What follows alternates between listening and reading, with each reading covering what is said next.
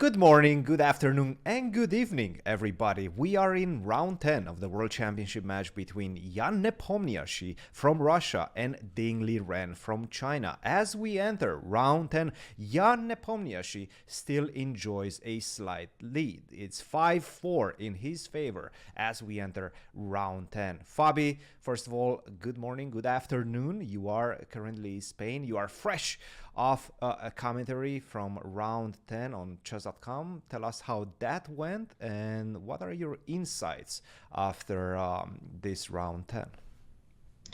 Yeah, it was an exciting day. It was good to do commentary. I was doing it with Robert Hess, Tanya Sachdev, and we will be covering the rest of the games too, so I'm going to be doing that every day, except on the rest days, of course.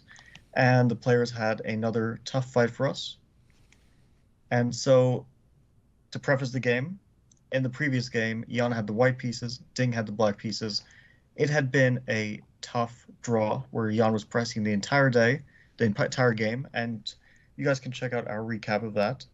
That was a long game. Mm-hmm. And today, Ding had the white pieces, and of course, trailing in the match, he wanted to fight back. He wanted to get a win on the scoreboard. So let's see what happened. Absolutely. Let's get Ding straight starts into with it. c4, first move. And not a huge surprise, right? He had already played c4 in this match. He had played it in previous games that they've played. Ding plays c4 a lot. And I want to say that you almost predicted this. I think I asked you yesterday or like a couple of days ago before the rest day after round 9, what do you expect from Ding with the white pieces? And I think you mentioned this direction. It does feel like it leaves the most flexibility in the position and on the board. Yeah, I was definitely thinking that this was a very likely option, that we would see another reverse Sicilian. And indeed we did. c4, knight to f6, knight to c3, e5, knight to f3, knight c6.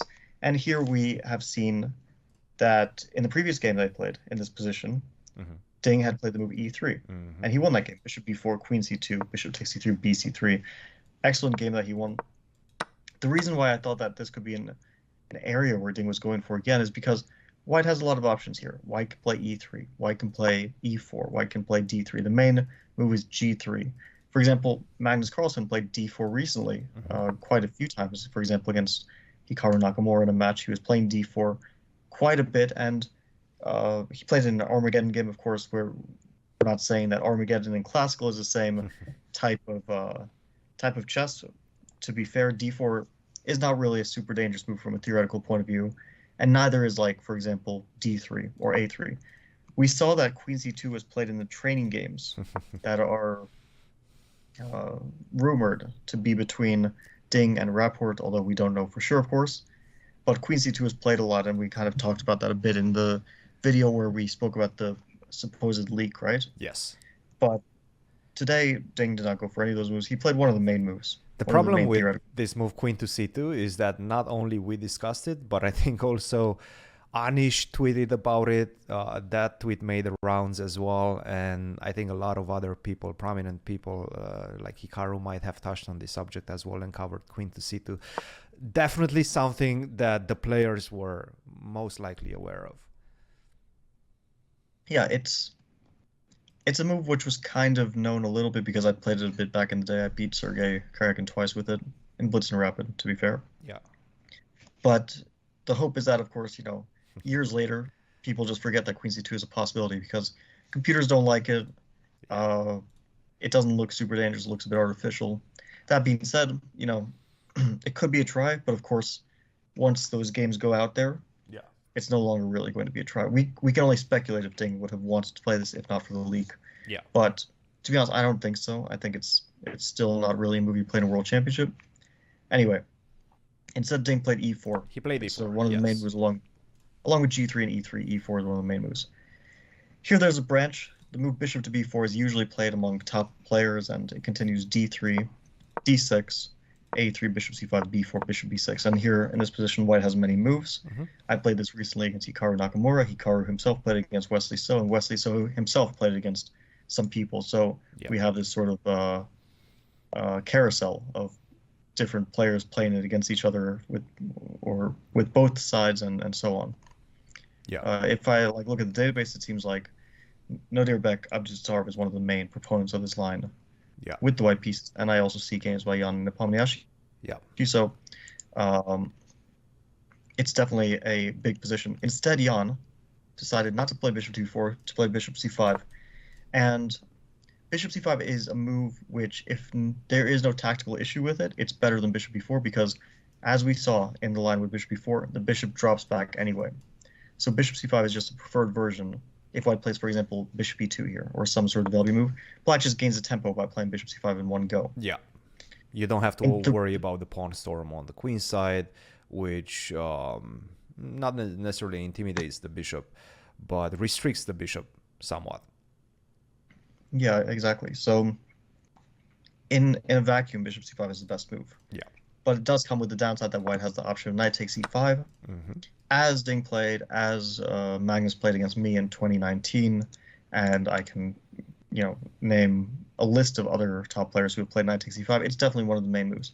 Black plays knight takes e5, looks like a free piece, but after d4, it turns out it is not a free piece. After d4, black does not want to play something like bishop d6, take, and then surrender the center because white would have more central control. So black plays bishop to b4. D takes e5, knight takes e4, the point of bishop b4. You gave up the piece back, but you gained the e4 pawn, and you also eyed the c3 knight. Now white has to deal with that threat. Here Ding played the main theoretical move, queen to f3. There are other ways to defend the threat of knight takes e3, including, for example, queen to d4, queen to d3, and there's a lot of theoretical paths. I want to say that there is a famous game between the tournament was famous, the period was famous, and we actually have a documentary on it. But if I remember correctly, this same position was seen in Niemann versus Mamedyarov from the Sinquefield Cup last year. And, yeah, absolutely correct. And in the first round, which propulsed, let's say, Niemann's ambitions, right? Because he won that game with the white pieces quite handily and quite a beautiful game, I have to say. He won a beautiful game, and he played the move queen to f3, and this is the main theoretical move. It's also what Ding played. So let's have a look at queen to f3. Black plays knight takes c3, yes. b takes c3. So white has a damaged pawn structure, but the upside to this, because of course it's clear, the c pawns are a very, very serious liability for white. Yeah. What did white gain in return? A tempo on the b4 bishop, so black must move that again, and black hasn't castled yet, so it's further time wasted before developing.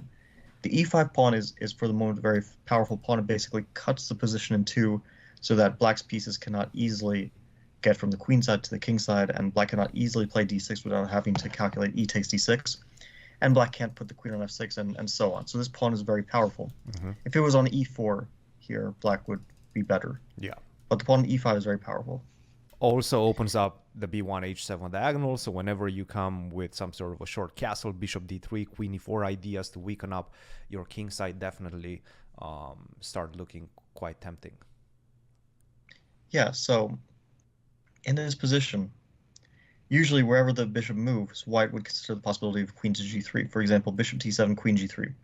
And then black has to do something annoying with the pawn on g7. Either you have to push it forward, you weaken the king side. If you castle, there's bishop to h6, which wins material, because g6 leaves the rook on f8 hanging. Yeah. Or you have to play king f8. So that's why, for many years, bishop to a5 has been the main move after b takes e3.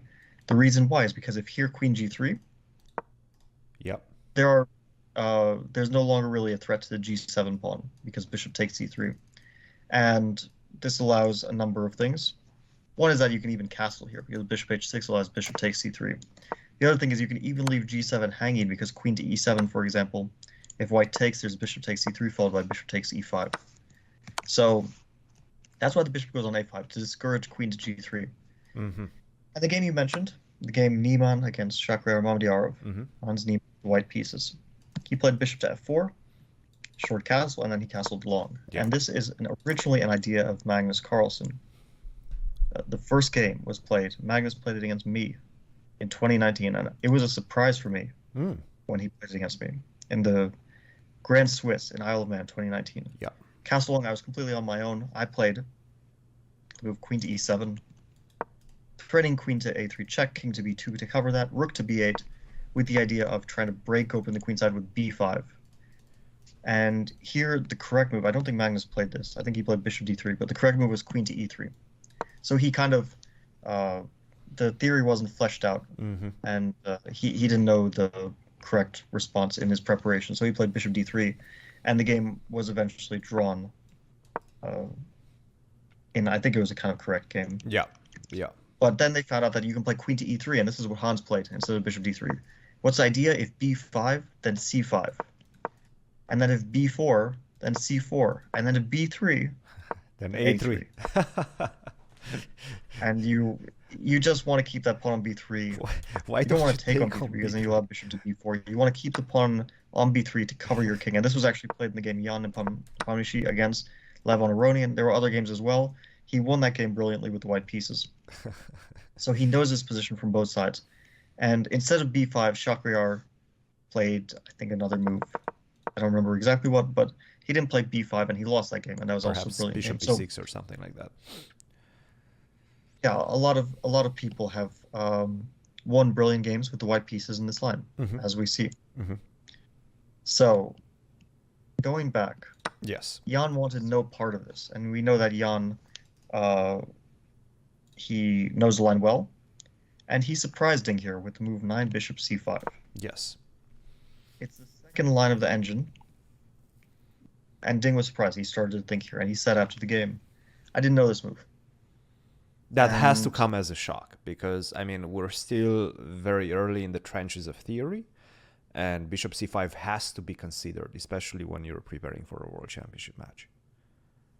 Yeah, this is a failure of preparation. There's no other way to put it. Bishop c5 is the second line of the engine. The computer even estimates moves more or less equivalently. So to only analyze bishop to a5, not to analyze bishop c5, it's just a failure of preparation. And I think the reason why is because this e4 business, this whole variation, was not prepared before the event by Ding. This was an on-the-spot decision. You think so? Okay. Yeah, 100%. When it comes to on-the-spot decisions, when you don't have enough time, maybe you're pressed with time, you can easily overlook something like this. That makes perfect sense. Although, given the rest day, I still think even if you're just preparing it in one day, you should still check the bishop c5 move. It was played before. The funny thing, it was even played against Jan in a Title Tuesday, a fact which was brought up during commentary. So, again, Jan knows the line inside out. He's faced it white with black and so on. So he played bishop c5, queen g3.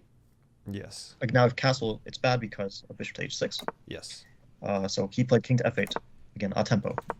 Jan knows the line. Yes. Here Ding played bishop to e2, and white has a variety of moves, bishop d3, bishop e2, but bishop e2 is a fine move, and other moves also are likely leading to equality.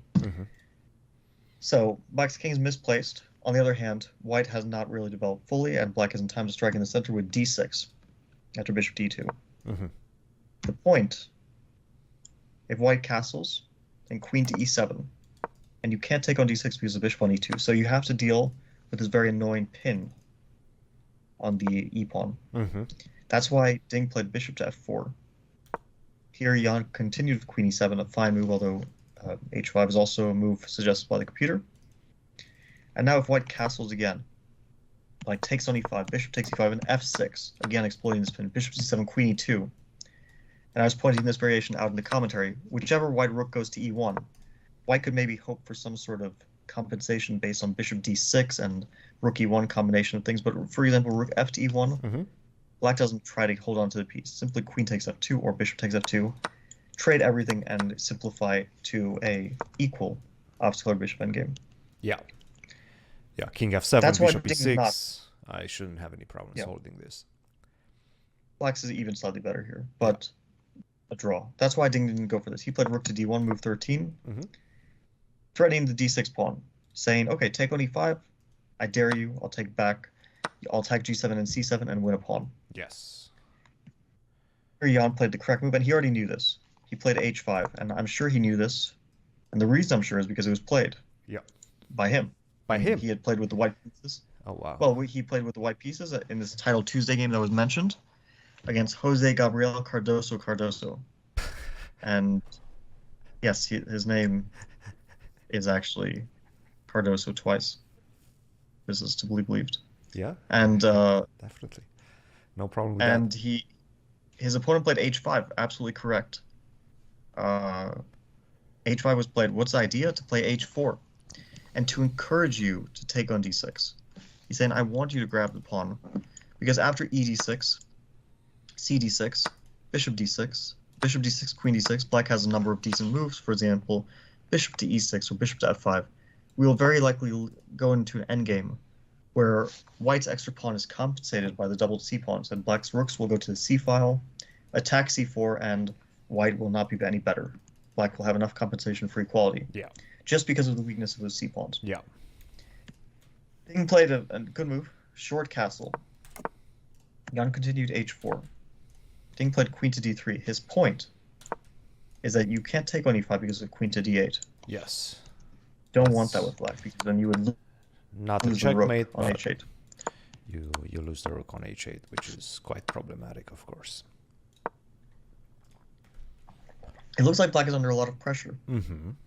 But here Jan played an interesting move, and we were kind of thinking he would play bishop to e6. Again, happily sacking the pawn on d6, but white would probably play a move like bishop to f3 and not take it yet. Instead, Jan decided to play g5 after queen d3. He's forcing the capture on d6, because if the bishop goes back, then e5 is lost. Yes. ed6 was played cd6. Yeah, so he took on d6, 17 bishop d6, but he could have played the move bishop to e3. Mm-hmm. Bishop takes e3, f takes e3, bishop to e6, and we would have reached a very unclear position. On the one hand, white has a damaged structure. On the other hand, black's king's on f8, and the pawn on g5 is definitely not an asset for black. And it's just unclear. It's not easy to say if one side or the other is better here. Yes. But this was an interesting option to keep the queens on the board and try to fight against black's weakened king. Given the Instead, match he took on d6. situation, given the fact that he's a point behind on the scoreboard, wouldn't you consider bishop to e3, and wouldn't you give it extra value because of that, because of the match situation? It's hard to say because he might have thought he has better chances to win in the endgame. It's not a decision you can be critical of one way or the other. Like, both options are fine options. You can try to play for a win in the endgame as he did. You can try to play for a win in the middle game. We don't know what would have happened if he had played bishop e3. Maybe a draw. I still think the position is equal and a draw is the most likely result, but maybe he would have won. Mm-hmm. Maybe he would have lost. So we can't say. Yeah. Instead, he took on d6. Yeah. Pieces got swept over the board. Queen d6, bishop d6, rook d6, and bishop to e6. Yes. The reason he went for this endgame is because he saw the move that he played here, and the move was f4. And he was thinking, and I think it's very normal and correct thought process, and we were predicting this move, that black should take on f4. Yes. First he played king d7, kicking the rook back, rook d4, Uh-huh. and then take on f4, because you don't want to allow either fg5 or f5 sort of ideas. Of course. So you take on f4, rook f takes f4, and he was thinking, I'm attacking the h-pawn, I'm still up a pawn, and that h-pawn is a weakness, so white might have some advantage here. Why not? Very fair thought process. To deal with the threat to that h-pawn, Jan played h3. Yes. Now, obviously, white does not want to trade, because gh3, rook h3, black has gained a lot of activity, and white's extra pawn, the c-pawn, is not really that much value. So instead he played g4. He's leaving the pawn as a weakness, playing king f2, g3. And that pawn is a weakness. It will at some point be taken. It's not easy to capture in the short term, Yes. but someday that pawn is likely to fall. Absolutely. So here Jan played rook c8. Very quickly he played king f2 and rook c5. And I think it's natural that he played quickly because it's a very normal idea to put the rook on a5, and absolutely correct. And his idea is, for example, king to g3, rook to a5. Rook to d2 will be forced to defend that pawn, and white is kind of tied up. And for example, after b6 here, white cannot easily attack the h3 pawn while keeping a2 defended, while keeping c4 defended, while keeping c3 defended. Yeah. And white will find it very difficult to make any progress here. That's why Jan played the move a4. His idea is rook a5, bishop d1. So he's trying to keep it a bit more active. So the rook can stay on d4, the bishop on d1 is serving dual purpose. Pawn a4 is defended, pawn g4 is defended. Mm-hmm. The downside is, of course, that the pawn on a4 is now on a light square, so black's bishop can attack it in the long run. Yeah. Bishop d1, so Jan played b6. Good move, just taking that pawn off a light square and stopping any potential c5 way down the road. King to g3, normal. Rook to h6, good move.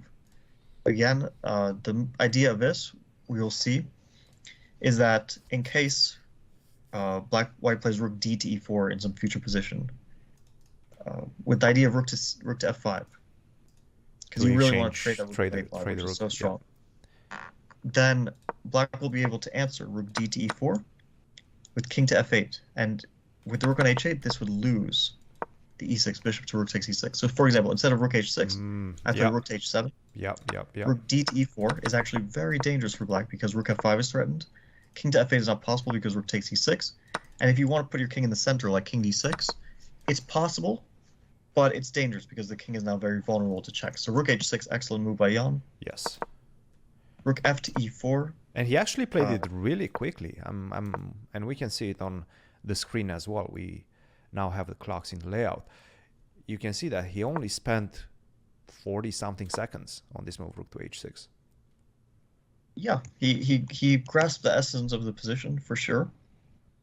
He realized that he wants his king on f8 to go to g7, and he didn't want to allow any rook d8 checks. He didn't want to allow any trade of pieces. So rook on h6 is just multi-purpose. Defends e6, defends h3. Yeah. Doesn't allow rook d8 check after king to f8. Yeah, beautiful. Ding played rook beautiful f to e4. And now, if Jan had been careless and played, for example, rook h8, after rook d5, white has a tremendous advantage, maybe even a decisive advantage. Yeah. So you have to be super careful even in these simple positions. After rook f to e4, Jan got out of the way, rook d5, king f8. Now the bishop isn't pinned, so rook d5 is not an option. Ding was kind of devoid of ideas here to create progress into black's position because you need to do something, but there's only one weakness upon h3 and you can't easily get to it. So he played rook to d8 check, king to g7, and rook to a8. He was thinking, at least I'll put some pressure on that a7 pawn. Yeah. Here, Jan could have played bishop d7, and I don't see any problem with that move whatsoever. And we were kind of expecting it. Tried to go bishop c6. That's a pretty significant threat in the position. Yeah. What do you think the drawback that he was concerned about was? I think he was looking at rook e7, bishop takes a4. Bishop a4, rook a4, and maybe rook 7 to e8, and he didn't want to allow some checks on f6 and threats like this. I'm not 100% sure. It's all very, very drawish in case he goes for this. Yeah. But the move he played was also very drawish. Rook to c5. Attacking the c4 pawn, but it hangs a7, so Ding took on a7. Yes. Bishop takes c4. By the way, it's very important you don't trade rooks here. If you go rook, if you trade c4, rooks, you can't... Yeah, rook c4, bishop c4, rook c7, and you can't get to that c3 pawn, and you might actually just lose this position. But after bishop c4, white has a very hard time defending that c3 pawn. You could play rook to e3, but then black has numerous ways, but for example, one very decent way is rook to e6. Rook takes e6, bishop takes e6, king takes h3, rook c3, king let's say to h4, and now you start harassing the bishop. Rook d3, and the bishop can't really go anywhere safe without losing some pawn on h2, for example. Yeah. Besides that, if black trades bishops at some moment, then we will likely lead to a 2, because the pawns on the queen side will get traded, will likely lead to a 2 versus 1 rook endgame, which is a draw. Yeah. So Ding decided he'll play rook to a to e7 with the idea rook e6 is, now you can kind of keep more, you can take and rook to e3, and you keep that c3 pawn safe, which is an important pawn to keep. Yeah. It's really about protecting the c3 pawn. So he was trying to do this. He was also trying to prepare rook e5. We've seen this pattern c6. Quite a few times. White is definitely trying to exchange at least one pair of rooks. You want to trade rooks in some fashion, but you really want to trade off that rook on c5, which is so active. Yeah. So rook h to c6 was played. Excellent move with the idea of king h3, bishop to e6. Now c3 is falling. The rook on e7 is cut out of the game, and white's bishop on d1 will get harassed. And for example, rook e3, rook c3, rook c3, rook c3, king somewhere, h4. Yes. Rook to d3. Same idea. Bishop 2, rook d2, take on h2 and make a draw. Yeah. Very nice. Very nicely calculated. Rook 7 to e5.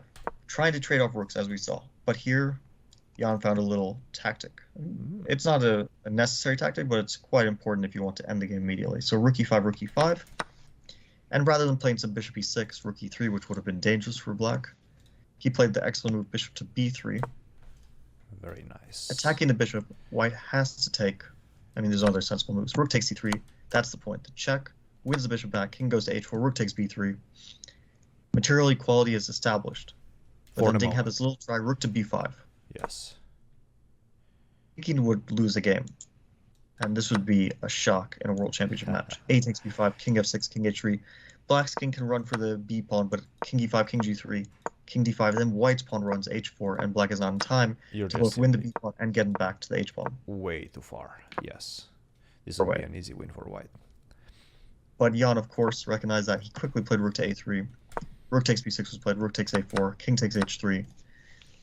This 2 versus 1 rook endgame is very drawish no matter what, because for many reasons, but also because g and h, the h pawn is not a very good pawn to play for a win. In general, 2 versus 1 is almost always very drawish. Sometimes there's some which are a little bit difficult. For example, e and f pawns against g pawn is a little bit difficult to hold. Yeah. It's some practical chances for the side with the extra pawn. Here, the h pawn is just rank pawns are not really good in rook endgames at if they're covered by the king, right? Yeah, yeah. No. Well, there's no file next to it, right? So that the king cannot penetrate via the next file, which doesn't exist on the board, right? So, for example, if it Yeah. would be f and g versus e, that would be much easier to play for a win because of the extra h file. That Yeah, you would be able to go around the pawn. You would be Yeah. able to use the h file in that case to get the king around to try to penetrate. Yeah. It's still a draw, but it's a draw with some chances. Here, even more specifically, black has the move which Jan played, f5. Looks like he gives away a pawn, but Mhm. after g takes f5, and we should also mention g5 allows rook g4, and that pawn is going to be lost because it cannot be defended. Instead, he took, but now rook to f4. So the pawn is attacked, rook to b5 to defend it, but king to f6. And again, we see this kind of theme at the h pawn. If you, for example, after king g3, rook f5, king f5 as played in the game, if that pawn was shifted to g file, g2, white wins with the move king to h4. And for all those watching, of course, practice your king and pawn endgames. In king and pawn endgames, you want the king in front of the pawn. Yeah. And if, let's say, pawn's on g2, white has a king on g4, no matter where black's king is, Yeah. you're winning because your king is in front of the pawn. And even if black has the opposition there, and we know the theme of opposition, white can play g3 because the pawn is on the starting square to regain the opposition, right? White has a waiting move. Yeah. If the pawn here is on f2, white gains the opposition with the move king to King f3 f3. and wins. That's a mutual zugzwang. Black to move, black loses. White to move, black draws. Study your king and pawn endgames. These are the basics, guys. These are the very Similarly, basics. If the king is on e2, white plays king to f3, then king to e5, king to e3, gains that opposition again. And also, if the pawn was on d2, white plays king to f3. Always about this opposition. Yeah. If the pawn is on c2, white plays king to f3 and gains opposition. And so basically, in all the these way to pawn b2. All the way to b2. yeah, if it's on b2, white wins. If it's on a2, it's a draw because, as we'll see in this position as well, pawns on the h and a files, they're only winning if the king cannot catch the pawn in time. Yeah. There is no other way for you to win. The only scenario is if the king is either too far away to run to the pawn, black's king that is, or if white's king is somehow like on g6, g7, and if it's on g7, black's king is not immediately capturing the pawn, then the pawn always promotes. Yes. If the You're king is on g6, shouldering black the is not. king before it reaches the corner. For example, in this position after king f5, h4 was played. And let's say black makes the move king to e6, king to g4, and then makes some crazy move king to e5. Of course, never do this. Always put your king in the corner when you're fighting the a or h pawn alone. Here, king to e5, king g5. Now white is threatening to push the pawn forward. King e6, trying to get back in time. King g6, king e7, and don't play h5 here because then king to f8. But you play king to g7, and finally the king is completely cut off. It has nowhere to run to. King to e8, no longer, as we say, the board is too small, right? It's no longer threatening to go via the 9th rank if such a rank existed. Yeah. And now white promotes the pawn. Of course, this is very elementary stuff for these players. Jan played king to g6 after h4, and Ding didn't even try to stalemate his opponent. He recognized the king was going to the corner. He just gave up the pawn, h5, king takes h5. bare king's position, and a draw was not even agreed. It was simply declared. They shook hands instantaneously. Very intriguing game, I have to say. Despite the peaceful result, still a lot of content. Still, it felt like Ding was trying along the game, which he should, right? He has the white pieces. He's been pressuring Jan quite a lot in previous games as well. So he definitely felt like he's going to have some chances. He did have some chances, but I have to say, this bishop to c5, if you do decide with the white pieces to play this particular variation, you have to be aware of. You have to be aware of not only that, but you have to have some deep ideas against it as well. So as you clearly pointed out, a slight failure of preparation from Team Ding, definitely something to work on for the next few games if you do want to repeat this. Now, we're entering the final four right now. Ding only has 2 more white games. He's still trailing by 1 point. You haven't been in this situation, so you don't have the experience. But we always, if I remember correctly from the 2018 match, we kind of always were hinting within our team that we want to finish the match before the rapid time control. It's not like we felt we're behind, but we wanted to finish the match in the classical portion. Put yourself in Ding's situation right now. You're 1 point behind. How would you approach the next 4 games? And vice versa. Put yourself in Nepo's shoes. How would you approach the next 4 games? Okay, well, this is pretty clear. Ding would love to play rapid playoff. Absolutely love it, because he's behind the match, and I don't think there's almost no chance that he's going to win the match in the classical portion. Yeah. He will either lose the match in the classical portion, or he will come back, and it's possible. It's certainly not out of the question. He'll come back and get to the rapid, and then it's a 50-50. I don't think that either side is a favorite, and it's just really about how are they feeling during that day, during the rapid. I mean, you know how it is. Yeah. Sometimes your form is great. Sometimes you hold up. Sometimes you collapse. I would even maybe make Ding a slight favorite in that case, just because he would make the comeback to get there. Psychologically, he would be there. Yes. Jan would be very upset to be in that position where he was leading right up until the end, and then he loses some very crucial game, and they have to play this crazy playoff, which who knows what will happen. Yeah. So yeah, for Ding, the task is clear. 1 game at a time. Try to win. I would actually say already try to get some chances tomorrow. For Ding, he can outplay Jan. He is capable of it, even with the black pieces. We saw that in Game 7, the tragic game, and I think we'll point to Game 7 if Jan wins his match as Game 7 as the turning point, right? If Jan wins in classical, Game 7 is really the turning point. That game was super crucial. A moment of extreme weakness. Just 1 moment, but that's all it takes, right? Mm-hmm. In a tough match. Game 8 as well had some moments of weakness for Ding, but I think that was already like the hangover from Game 7. So, yeah, for Ding, try to get chances with black. We saw some possibilities that he would play the Najdorf in these leaked games. I don't know if that's the case, but I would say if he can play the Najdorf, actually not a bad option. Would you jump right in it, or would you wait until your last game with the black pieces to essay the Najdorf? Like, would you play it tomorrow? If you can play the Najdorf, play it tomorrow. Yeah. Play it tomorrow, yeah? Okay. Yep. Interesting. I don't know. It's risky. It's not like it's easy to give advice when you're not there. I don't know what I would do in this situation. If I was confident in Najdorf, I would probably play it. If I was not confident in Najdorf, I would really hesitate, because it's also so high responsibility. If you lose, basically match is over. Like Jan wins next game, I really don't see a comeback happening. 2 games out of 3 winning, 2 out of 3. I don't see it happening.